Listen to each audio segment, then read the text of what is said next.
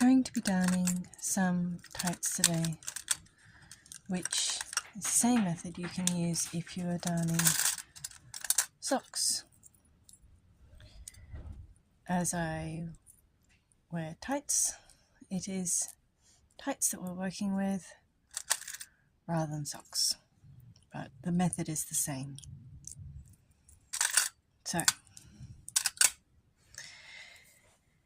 it is very quick and easy, and it is best done when you find the hole. So that means if you've been wearing them and you discover there's a hole, they are best to be done before you wash them.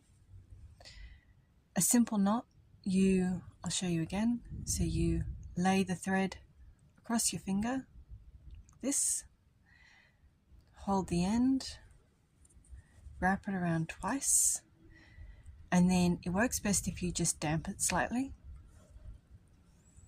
and then roll it up your finger, pinch that part there right at the top where those loops are. If you just pinch it there and then pull this end, and you will need to transfer your finger at some point to holding across this length of thread, and you just pull it taut so that you end up with a little knot like this. And then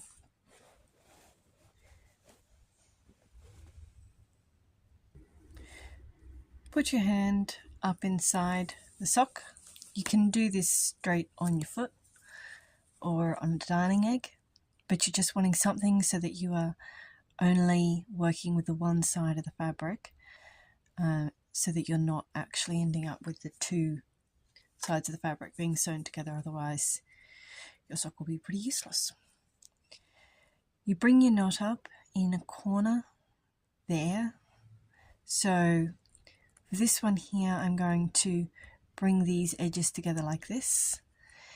If I wanted to do it this way, then I'll put the knot up there. You're wanting to make it so that this line is as flat and as not noticeable as possible. So I'm going to bring it up in that point there. You're wanting to have it so that it will be at the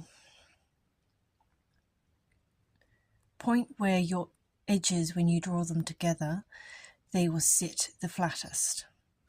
So if that is what will make it sit the flattest, then you do it that way. Sometimes the hole is a funny shape, and so you often end up with it going off to one side.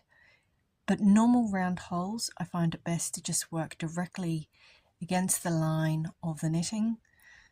So you would be bringing it up that way, like that, and that works best. So to work this, the way that we're going to do it is to create a flat mend, as flat as is possible. You alternately bring your needle up from the inside to the outside on each side, inside to the outside on each side. If you have long strandy bits of thread, loop them up. So you notice that on that side I went over those long bits. Now I'm going to go under. And just work your way in this S figure 8 sort of a pattern, left to right, up from the inside to the outside on each one.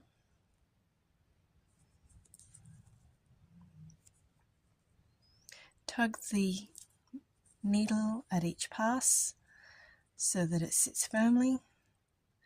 Use your fingers on the inside to hold the fabric out flat.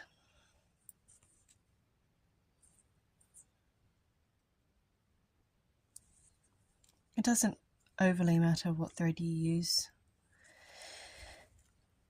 It is preferable to have the thread match the colour of the sock or tights if you're wanting it to be less noticeable.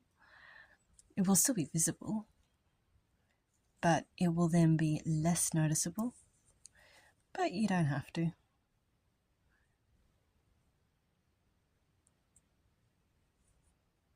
And you just work your way along until you reach the end. Once you reach the end, you go back to so I finished here on the left side. I'm going to go back to the right side, pick up a tiny little bit of fabric. Make sure my thread sits flat. Then pick up that same tiny little bit of fabric and create a knot. Just a loop and a loop, and then you weave your needle back through the length of the darn to weave your end in, and snip the end and you're done. They are very easy, very quick to do. One mend.